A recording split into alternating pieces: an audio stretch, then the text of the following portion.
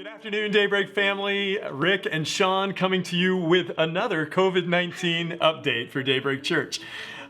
We wanted to give you an update today, not only on a change of plans for this weekend, but also why we made that change and the things that we're still excited about and how God is at work in spite of these changes that continue to need to be made. That's right. So as you all know, we put a whole plan in motion last month to have a regathering on 7/19. That's this coming Sunday. We even did a whole orientation last week for our volunteers, live at our both campuses to get them ready for it. And then yesterday, Governor Wolf had a press announcement, conference all about yesterday afternoon about the change in COVID-19 and the venues, and basically said we would prefer that and are ordering businesses not to gather in groups indoors of more than 25 people. At the end of the press conference, we were grateful that he actually affirmed what he's been telling us all along, that for churches are exempt from all of those orders because they are focused on people's spiritual and emotional health. And that was nice to hear him say that publicly. But of course, immediately we began to receive texts and phone calls from all of you saying, what does this mean for this weekend? What are we going to do? And honestly, we had no idea at that point because we were just as surprised as you. And it was a bit of an emotional roller coaster, to be honest, because we put so much into this and we felt frustration and disappointment. We were so excited about regathering. So just trying to figure out what's it mean for us? What's it mean for all of you and your decisions, for you and your family about coming and regathering and whether you were ready for it or not. And so we just began to consider, what do we do with all of these plans? That we're so excited about, because we know that many of you in your souls are just really hungry for regathering in that place of in-person worship and ministry. That's right.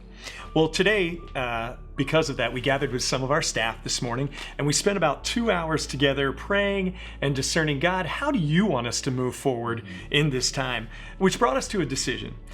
We decided to push pause on our regathering plan and reset a new gathering plan for August the 9th. That's about 3 weeks from this Sunday. We're going to live stream until then, and we're going to give some more details about what that new regathering plan is going to look like as we move through the next couple of weeks. Now, you might be thinking, why did you make this decision? Well, we want to take you a moment and tell you why we decided that we wanted to push pause and set this new date 3 weeks out. If 2020 has taught us anything, really, it's taught us that the only thing that is certain is that we are not in control, but that God is in control and that we can lean into Him and we can trust Him in uncertain times. So as you all know, it's in times of certainty that we actually get lulled into this false sense of I'm depending on God, even if we're not. And if anything that we've learned as a church over the last 3 years of dealing with a lot of uncertainty is how vital it is to really be fully dependent on God, to listen to Him for His direction, to do our best to discern, because we just learned it goes so much better when we do that. And yet it is so tempting as a person and as a leader to make decisions out of our emotion, to not take time to fully understand all of those emotions, but just to move into it and to try to figure that all out. So we decided, we don't want to confuse our emotions with God's stories. It's easy to do in turmoil, isn't it? Just to react, to think like a person who only belongs to this earth, instead of firmly planting our feet in God's kingdom as a citizen of God's kingdom and thinking like that. And so, there you go. With Governor Wolf's announcement, we went, we don't have enough time. We just don't have enough time to process our own emotions, listen to God, listen to others, modify our plan, and then get that out to everybody, our volunteers and all of you before this weekend. So that's why we decided we're going to push pause. We're going to take time to discern what's this look like for 8-9, what that regathering is going to look like.